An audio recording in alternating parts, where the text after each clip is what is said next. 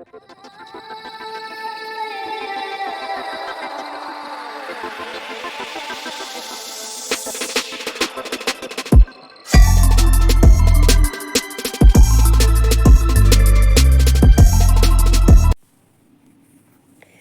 श्री कृष्णा।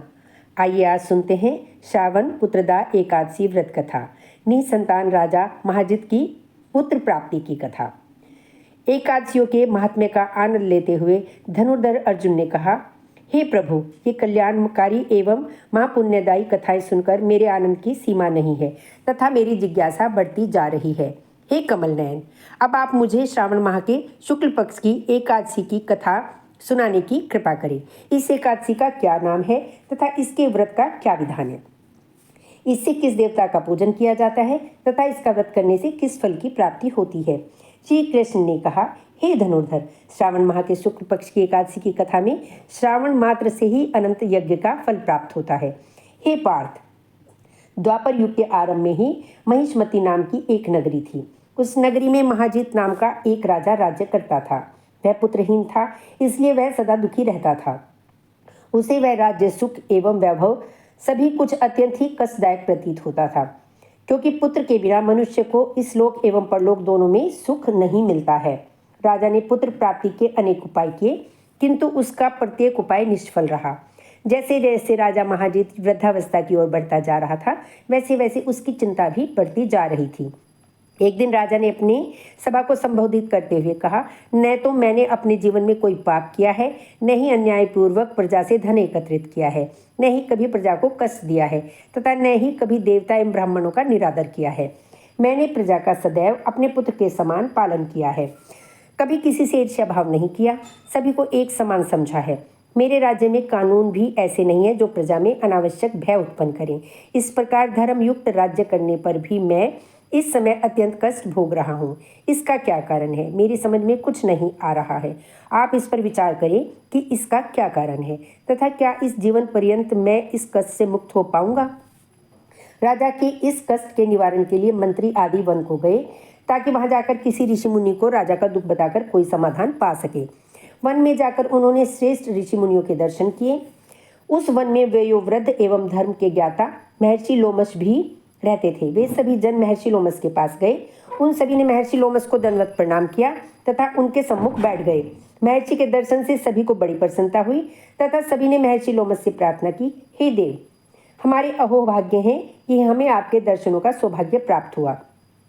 मंत्री की बात सुन लोमश ऋषि ने कहा, हे मंत्रीवर, आप लोगों की विनम्रता एवं सद्व्यवहार से मैं अति प्रसन्न हूँ। आप मुझे अपने आने का प्रयोजन कहें। मैं आपके कार्य को अपने सामर्थ्य के अनुसार अवश्य ही करूँगा, क्योंकि हमारा शरीर ही परोपकार के लिए बना है। लोमश ऋषि के ऐसे मृदु वचन सुनकर मंत्री ने कहा, हे ऋषिवर, आप हमारी सभी बातों को ज्ञात करने में ब्रह्मा से भी अधिक समर्थ हैं, अतः आप हमारे संदेह का निवारण कीजिए। महिष्मती नामक नगरी के महाराजा महाजीत बड़े ही धर्मात्मा व प्रजावत्सल हैं। यद्यपि वह प्रजा का पुत्र के समान धर्मानुसार पालन करते हैं, तथापि वे पुत्रहीन हैं। हे महामुनि, इससे वह अत्यंत दुखी रहते हैं। हम लोग उनकी प्रजा हैं, हम भी उनके दुख से आहत हो रहे हैं, क्योंकि प्रजा का यह कर्तव्य है कि राजा के सुख में सुख और दुख में दुख माने। हमें अभी तक उनके पुत्रहीन होने का कारण ज्ञात नहीं हुआ है, इसलिए हम आपके पास आए हैं।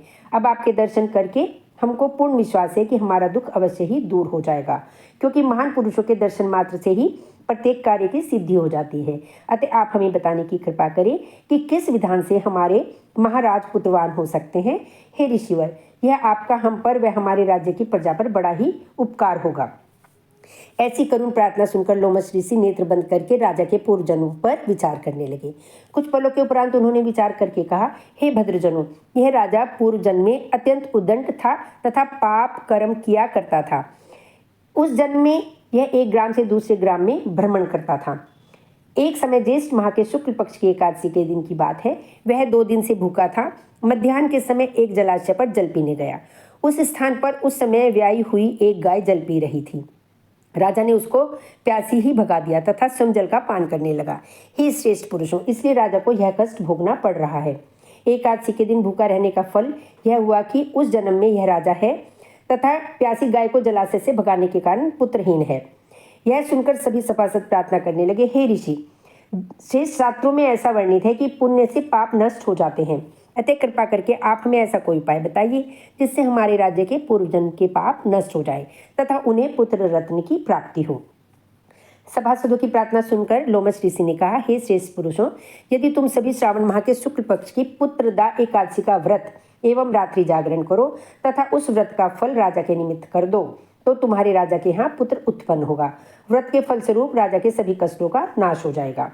इस उपाय को जानकर मंत्री सहित सभी जनों ने महर्षि को कोटि कोटि धन्यवाद दिया तथा उनका आशीर्वाद ग्रहण कर अपने राज्य में लौट आए। तदुपरांत उन्होंने लोमस ऋषि की आज्ञा अनुसार पुत्रदा एकादशी का विधानपूर्वक उपवास किया तथा द्वादशी को उसका फल राजा को दे दिया। इस पुण्य के प्रभाव से रानी ने गर्भ धारण किया तथा 9 माह पश्चात एक अत्यंत तेजस्वी पुत्र को जन्म दिया। हे पांडु पुत्र, इसलिए इस एकादशी का नाम